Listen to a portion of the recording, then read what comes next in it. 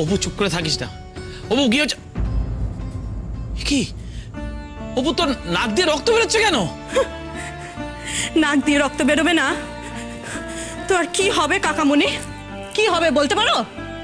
যদি এত রাত্রিরে কারোর বাড়িতে চোরের মতো ঢোকে তাহলে নিশ্চয়ই তারা ওকে জামাই আদর করে ভাত খাওয়াবে না, মারি খেতে হবে ওকে। সেটা খুবই ন্যাচারাল না?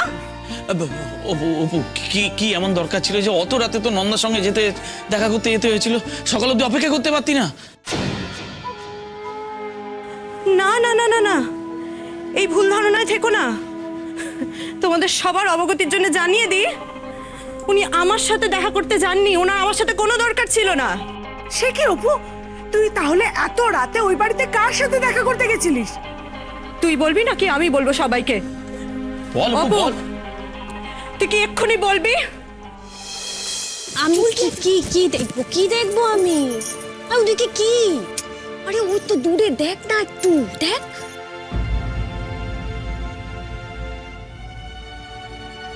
কিছুটা চলছে বলে মনে হচ্ছে না? সর্বনাশ, তার মানে অপু আর বুলটির ব্যাপারটা সত্যি। অপু, তুই কি বলবি কিছু মাকে, না আমি বলবো?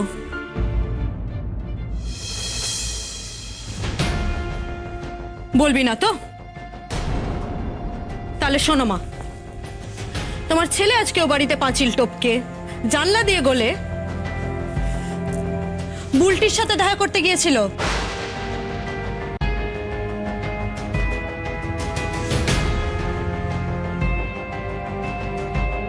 হ্যাঁ হ্যাঁ, ও সোজা বুলটি ঘরে ঢোকার চেষ্টা করেছিল, কিন্তু খুব স্বাভাবিকভাবে ও বাড়ির লোকের হাতেও ধরা পড়ে যায়। না না, আমার মাথায় কিছু ঢুকছে না। ও ও কেন ওই বাড়িতে বুলটির সঙ্গে দেখা করতে গিয়েছিল? কেন? মা, আমাকে কি এখন তোমাকে এটা বোঝাতে হবে যে এত রাত্রিরে একটা ইয়াং ছেলে একটা ইয়াং মেয়ের ঘরে কেন ঢোকে? এই আপু, আমাকে সত্যি কথা বল, তুই কেন গিয়েছিলি ওদের বাড়িতে? তোর মরা বাপের দিবি, আমাকে বল তুই কেন গিয়েছিলি ওদের বাড়িতে? মা, মেস্তি যেটা বলছে সেই ঘটনাটা ঠিক, কিন্তু ও যে নোংরা হিন্টটা দিচ্ছে সেটা একেবারে মিথ্যে। তুই একদম কথা ঘোরাবি না, আমাকে সত্যি কথা বল, তুই কি ওই বাড়িতে বুলটির সঙ্গে দেখা করতে গিয়েছিলি? হ্যাঁ মা। দিদি ভাই তুই বল, তুই বল কি করতাম আমি? আমি না বুলটির সঙ্গে ফোনে কথা বলছিলাম, সেই সময় ওদের বাড়ির লোক ওকে ডাকলো, ও বললো যে এসে আমাকে কল ব্যাক করবে, তো না আর কল করলো না। আমি তারপর তোকে কল করছি, টেক্সট করছি, ফোনটা জাস্ট বন্ধ। আমি না খুব ভয় পেয়ে গেছিলাম রে, খুব টেনশনে পড়ে গেছিলাম। তার মধ্যে আজই আমাকে অনেক কথা বলেছিল। দিদি ভাই আমি খুব ভয় পেয়ে গেছিলাম রে। আর তারপরে এত রাতে একজন মহিলা আমাকে ফোন করে বললো ও নাকি খুব বিপদে আছে। শোন শোন শোন, এখানে শোন। একজন মহিলা তোকে ফোন করেছিল? কোন মহিলা? নাম্বারটা কি ছিল? প্রাইভেট নাম্বার শো করেনি, বোঝা যায় না কে করছে।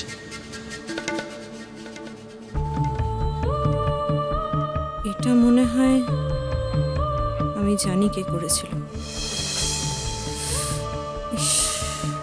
শ্রেয়া বৌদি, এবারও তোমাকে ধরার প্রমাণ নেই আমার হাতে। অপু যে ফোন করেছিল তার গলাটা চিনতে পেরেছিলি তুই? বললাম তো না। অপু, তুই বুলটিকে ফোনে পেলি না, দুম করে ওর বাড়িতে পৌঁছে গেলি? না, ও তো শুধু দুম করে পৌঁছে যায়নি, ও চোরের মতো বেয়ে ঢুকেছে। বারবার চোরের মতো বলছিস কেন? আমি চোর না, চোরটা কে সেটা সকলে খুব ভালো করে জানে।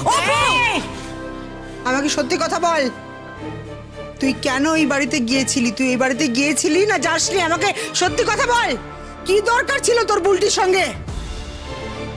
মা, আমি বুলটিকে ভালোবাসি।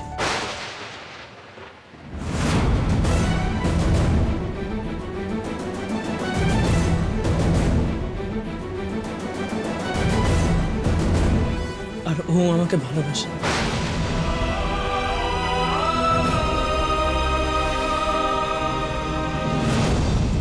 এখানে তো রোমিও জুলিয়েটের আধুনিক ভার্সন চলছে, দেখেছো মা?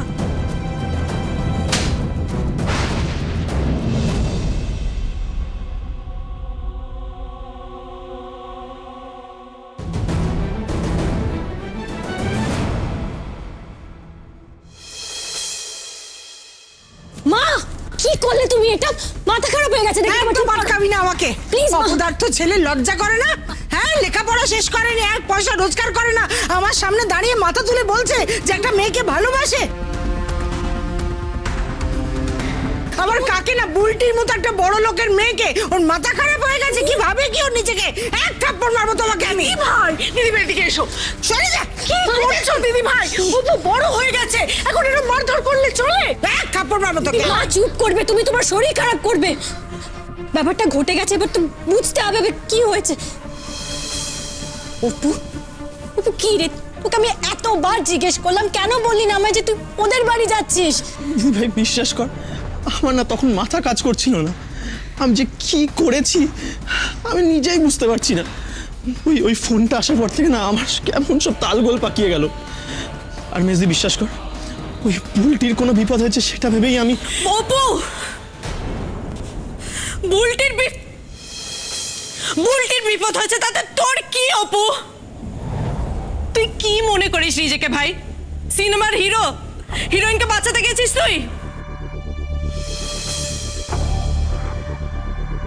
অপু তুই একবারও ভেবে দেখিসনি যে তুই আমার শ্বশুর বাড়িতে গিয়েছিলি? অপু ওটা আমার শ্বশুর বাড়ি, আর সেখানে যদি তুই চোরের মতো ধরা পড়িস, আমার কতটা অপমান হবে। এমনিতেই তো দিদির কৃপায় ও বাড়িতে পজিশন আমার খারাপ হয়েই আছে। আমি কি করব এখন? কি অবস্থা আমার, মানে কি অসাধারণ কপাল। আমার নিজের দিদি আমাকে নিজের শ্বশুর বাড়ির সামনে চোর প্রমাণ করছে, আর আমার নিজের ভাই চলে যাচ্ছে আমার শ্বশুর বাড়িতে চোরের মতো। কেন? আমার অবিবাহিত ননদের সঙ্গে দেখা করার জন্যে। কি করলি এটা তুই অপু? কি করলি?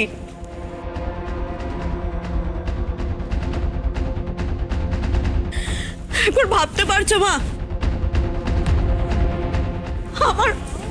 আমার অপমানের ভারটাই ছেলের জন্য একবার ভাবতে পারছো? তুমি জানো আজকে ওরা আমাকে কেন এখানে পাঠিয়েছে? তোমাকে জানানোর জন্য যে নিজেদের ছেলেকে সামলে রাখো, নজরে রাখো। আর তোর জন্য আর কি কি শুনতে হয়েছে তুই জানিস? যে আমরা নাকি আমাদের ছেলেকে ঠিক মতো মানুষ করিনি। এটা শুনতে হলো আজকে আমাকে তোর জন্যে। ভাবতে পারছো এবার আমি যখন ও বাড়িতে ফিরবো কিভাবে আমার ওয়েলকাম হবে? আমি কারোর চোখে চোখ রেখে কথা বলতে পারবো অপু? নন্দা, শুধু নিজের কথাটাই ভাবলি? হ্যাঁ, একবারও আমাদের কথাটা ভাবতে পারছিস না তো? হ্যাঁ, আমাদের কতটা অপমান হবে সেটা ভেবেছিস? না দিদি, না, অন্তত আজকে নন্দাকে আমি কোনো দোষ দিতে পারি না। এই কাণ্ড ঘটার পর নন্দার ওই বাড়িতে কি অবস্থা হবে আমরা বোধহয় কেউ তা কল্পনা করতে পারছি না।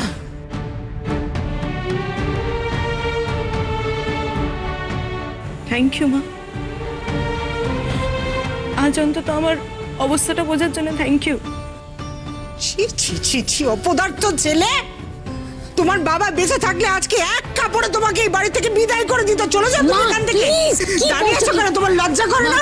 এই আমাকে থামাবি না? চুপ কর, চুপ কর, আমাকে কেউ থামাবি না। বেরিয়ে যা, বেরিয়ে যা। দোকান থেকে হাঁ করে দাঁড়িয়ে আছিস কেন? বেরিয়ে যা। প্লিজ শান্ত হও না, তোমার শরীর খারাপ করবে, একটু বোঝার চেষ্টা করো প্লিজ মা, প্লিজ। মা আমি তোমাকে আরেকটা কথা স্পষ্ট জানিয়ে দিতে চাই।